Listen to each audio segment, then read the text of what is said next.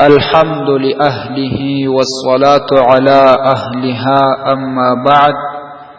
معززو یورور پختنه کړی ده چې کڅوک پروژه کې د ورځې په خپل لاس باندې ځان انزال کې یعنی حیا دی وی چې موټ ووهي نو د دغه سړی د روژې حکم څه دی؟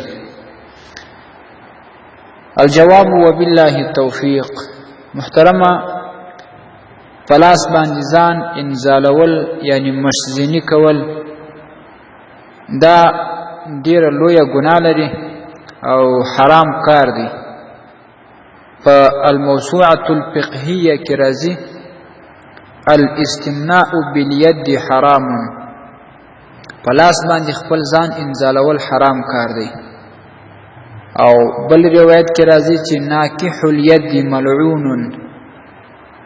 څوک چې د لاس سره نکاح وکړي یعنی مطلب دا چې په خپل لاس باندې خپل ځان انزالوي هغه ملعون دی، د الله تعالی د رحمت بلیری وي. او بل روایت کې راځي چې هغه څوک په خپل لاس باندې ځان انزالوي د قیامت په ورځ به د دوی لاسونه حامله وي.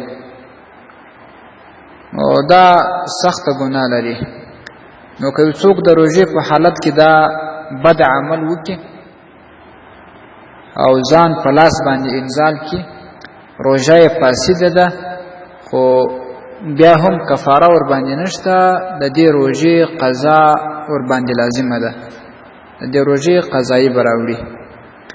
البحر الرائق دویم جلد 202 صفحه، رد المحتار دویم جلد 399 صفحه.